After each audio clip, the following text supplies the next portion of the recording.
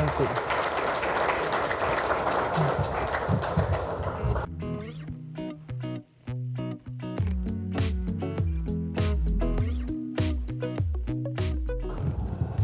안녕하세요. It's been a very tough year for investors, and mainly because there are two things roiling markets. The first is the war on inflation, which has been a really tough battle and something the world hasn't seen for close to 50 years. And the second is the war in Russia-Ukraine and its effect on energy. And those two events actually feed on each other, because for most of the last 130 years, the only real inflation episodes that you see in the world come when energy prices rise. And I think the pain this year has been especially bad because bonds and stocks have been correlated. So not only has inflation hurt equities, but it's also caused the worst declines in the bond market really almost ever, the biggest drawdown. So I think this leaves us with the question, in October of 2022, should one be bearish or bullish on stocks? And I will have a presentation here that kind of works through three parts. But the conclusion we'd make is that this is arguably one of the most important times for investors to look past the bad data and realize that the risk reward is actually very good for stocks today. So the first part I want to talk about is inflation.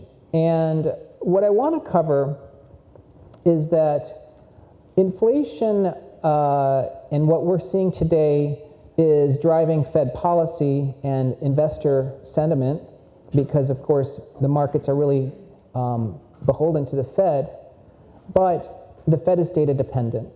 And if there is any improvement in inflationary data, even if the Fed has insisted that they're going to fight the war on inflation, if inflation improves, the bond market is going to change its mind and the Fed will have the ability to begin to ease. So I've got a few charts on this that I think are quite important.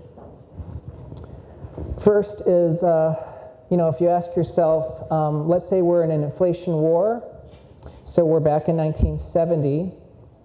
When did you want to be investing in the stock market? It turns out from 1970 to 1985, even if you didn't know when inflation was going to be defeated, as you can see here, the top chart is the S&P, and you can see these three bottoms. Those all occurred when headline inflation peaked. So headline inflation in 2022 peaked about 4 months ago. Even if you don't think this is the end of the inflation war, stocks in the inflation war of the 70s bottomed at that time. But then you might say to yourself, well, everyone's a little smarter, so no one's going to be fooled by what happened in the 70s. Everyone's going to wait for the Fed pivot. Well, let me just show you what happened in 1982. This is the S&P from 1978 to 86. And you can see the bear market started in 1980, and stocks fell for 27 months until August 1982. Here's what's interesting. Paul Volcker didn't even consider changing inflation tactics until October. So the stock market bottomed 10 weeks before the Fed considered a pivot. But look at this. By the time Volcker spoke, the entire bear market was erased. Think about that. By the time the Fed pivots in 2023 or 24, the S&P is going to probably be back to all-time highs. But I think one of the things to keep in mind is the Fed has got an easier battle today than Paul Volcker did in 1982. This is 1968 to 1982, and this is trend inflation, and this is the actual inflation index during that time. You can see by the time Volcker became chairman in 79, the price level in America was 72% above trend. And by the time he killed inflation, price trend was 112%. So you can imagine 15 years in America where prices were rising far faster than trend. That is what it was, the psychology he had to break. Well, here's where we are today. Since 2019, prices are only 7% above trend. And what does that mean? Well, if I was to plot this year against the 70s, we're only in 1970. We have a very small inflation war to fight. This is very different. This is 15 years, this is 2 years. That's why I think it's important to remember Powell doesn't have to go full Volcan. Now, I'm going to skip a little bit because people are worried that the Fed is going to go too far, and I think that is a risk, and it can create calamity. But there's been some good developments. I think the first and most important is you have to remember inflation, it really has to do with the psychology of Americans. And this top chart is inflation expectations over the next 12 months from 1990. And since 1950, this has averaged 3%. And you can see we're at 4.7. So it's high, but it's coming down. And then they asked Americans, what about inflation the next 5 to 10 years? The long-term average is 2.97%, and we're at 2.7. So again, that's why I think we're closer to the end of the inflation war in America. Okay, now I want to switch gears and talk about, let's say that this inflation war is over. Is there a reason to be optimistic about the world? And there are 4 themes that I think will drive S&P returns. The first is investors are going to be focused on inflation immunization. How do you protect yourself from inflation? Commodity stocks, and then companies that help you manage or have visibility on inflation, which includes financial companies. Energy security is going to be important because, of course, we've seen what's happened in Europe, who's very dependent on a hostile nation for power. The U.S., of course, is essentially self-sufficient. These two are positive in favor of U.S. commodities, U.S. financials, U.S. energy. But here's the third thing. I think this is really important. The world, all of a sudden, doesn't trust the cost of a worker because they either don't have enough workers or the workers want to have wages. There's going to be an interest in replacing human labor with capital labor. Okay? And I want to talk about that. And of course, I think the fourth most important thing is the U.S. has the millennial tailwind.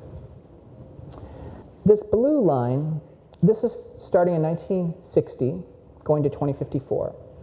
And this blue line is the growth rate of the working age population in the world. And the gray line is the growth rate of the world population.